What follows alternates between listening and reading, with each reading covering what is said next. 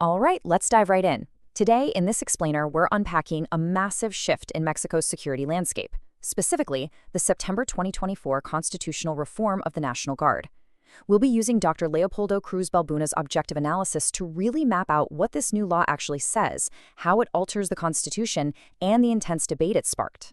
So we're going to tackle this by looking at 5 key areas: the end of civilian command, the specific constitutional changes, the new electoral rules, the shifting power of Congress, and finally, the broader impacts and challenges.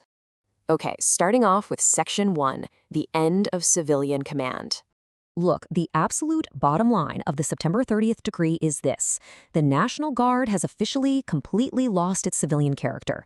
It's now been fully transferred into the military discipline system. We're talking direct command under the Army and SEDENA, which is Mexico's Secretariat of National Defense. And the goal here? Well, it's to leverage that strict top-down military structure to tackle the country's really severe security challenges head-on. To put this in perspective, before this reform, the National Guard was actually constitutionally defined as a civilian public security force.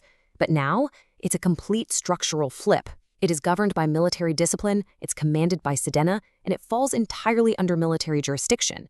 So, this isn't just a simple change in leadership. It's literally a complete rewrite of the institution's DNA for both peacetime and wartime. Moving right along to Section 2, changes to the Constitution. Let's actually look under the hood at the Constitution itself. Article 13 now formally integrates the Guard into the armed forces, meaning its members are directly subject to military tribunals. Then you have Article 21, which recognizes the Guard as a permanent public security institution made up entirely of military personnel.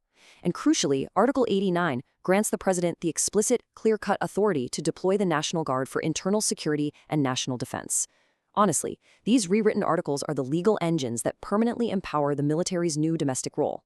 All right, Section 3, electoral rules and requirements. So the reform also builds a very strict wall between active military service and political candidacy.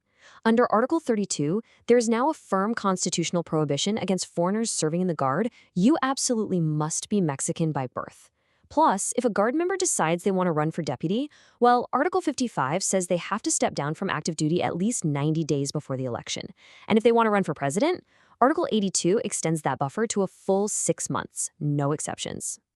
Which brings us to Section 4, the power of Congress. Now, to counterbalance all this expanding executive and military power, the reform does create some important new legislative checks. The Senate, and, during recesses, the Permanent Commission, now holds the exclusive constitutional power to ratify top National Guard commanders.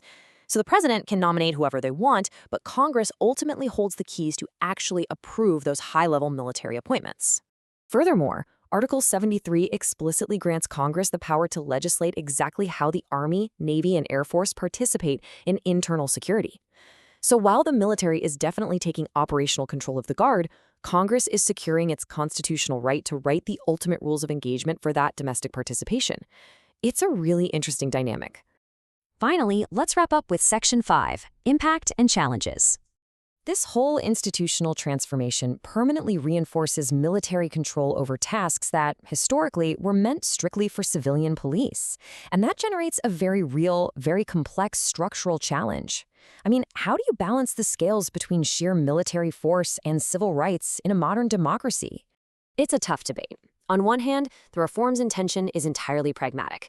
It aims to use strict, efficient military discipline to actually win the fight against some really severe domestic security threats. But on the other hand, placing civilian policing under military jurisdiction inevitably raises deep, valid concerns about human rights and whether a militarized model is even compatible with democratic principles. Navigating this specific tension is, without a doubt, the single greatest challenge of this new era.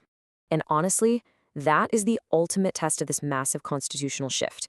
Will the military discipline of the newly reformed National Guard successfully pacify the country? And crucially, can it do so while respecting human rights and maintaining that delicate balance with civilian institutions? Keep a close eye on how this constitutional framework actually plays out in reality. Thanks for joining me for this explainer. Keep questioning and keep learning.